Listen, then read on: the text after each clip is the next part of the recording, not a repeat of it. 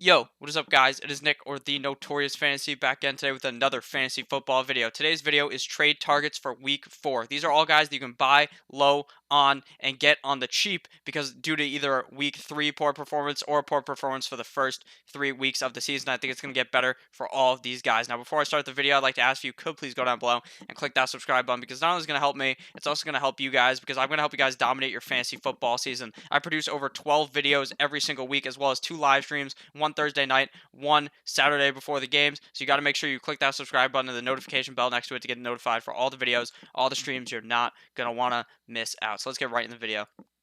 The first guy to talk about here is Mr. Davante Adams, Green Bay wide receiver. Now, he has not looked so hot 2 out of 3 of these weeks. He's wide receiver 42 in fantasy football right now. Week 1 against Chicago, 4 receptions on 8 yards for 36, or on 8 targets for 36 yards for 7.6 PPR points. Now, I know that was a matchup you could have foreseen. You could have foreseen the future and saw that against Chicago, Davante Adams wouldn't have all that great of a game. Then week 2, he took an L, but he bounced back from week 1. Week 2 against Minnesota, 7 receptions on 9 targets for 106 total yards and 17.6 PPR points. So now you were thinking at week 2, holy shit, he's going to be good again, right? And then week 3, he smacked you right in the face against Denver and went 4 receptions on 4 targets for 56 yards, 9.6 PPR points.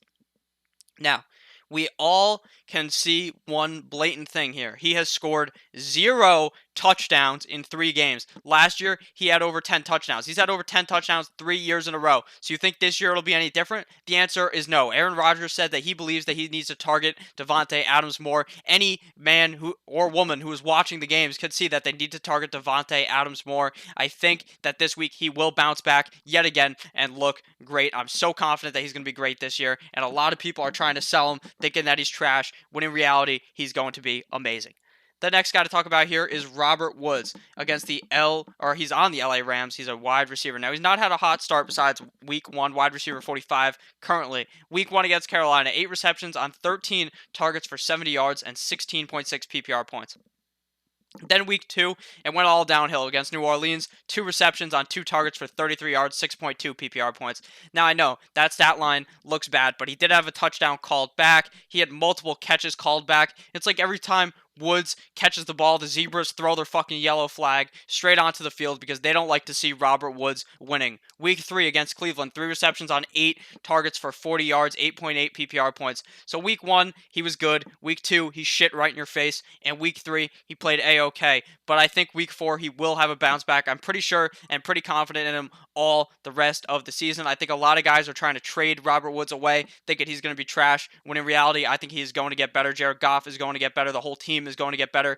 And a lot of people tend to bring up, oh my God, Cooper Kupp is the reason why Robert Woods is doing so bad. But last year, with Cooper Kupp on the field, Robert Woods, Brandon Cooks, they were all having great games. And I think that it is about to be time for Robert Woods to be great coming up now. Next guy to talk about is Mr. James Conner, running back of the Pittsburgh Steelers. Now, he has not had a hot start.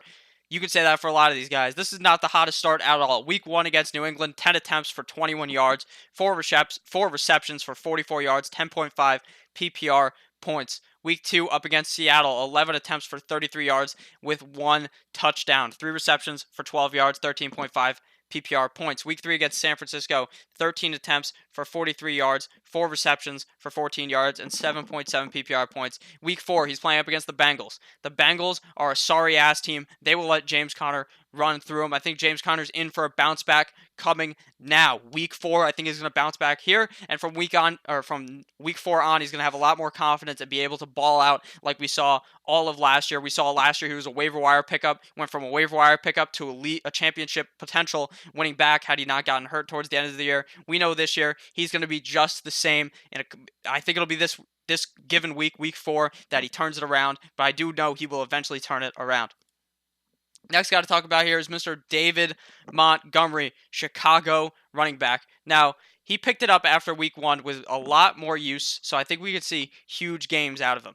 Now, week 1 against Green Bay, 6 attempts, 18 yards, 1 reception, 21 yards for 5.5 PPR points. Now, Matt Nagy kicked everyone who drafted him in the 4th round swiftly in the dick because he just didn't use him correctly at all. Then Matt Nagy realized, with his visor on, how stupid he is. He realized that they need to run the ball more, maybe, and then they'd win the game. Who'd have fucking known? And then week 2 against Denver, 18 attempts, 62 yards, 1 touchdown, 1 reception for 6 yards, 13.8 PPR points. He hopped in the end zone. They used him a bunch on the goal line. And then week 3, they were like, you know what? Let me just give him 13 attempts for 67 yards, 3 receptions for 14 yards, 11.1 PPR points. But you may be thinking that he seemed to have done worse week 3 than week 2.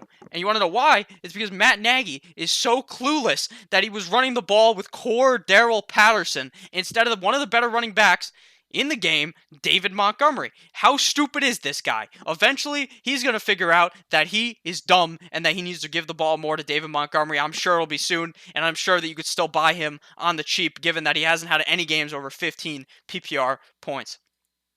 Next guy to talk about here is a tight end, George Kittle out of San Francisco. Now this week, George Kittle is on a bye, so it may be even easier to buy him right now. People are worried, oh my god, I'm going to have to play this guy off the waiver wire. So let me just trade. And then people are trying to trade for George Kittle or try to give away George Kittle because he's on a bye and they think they can get another tight end with another piece to get.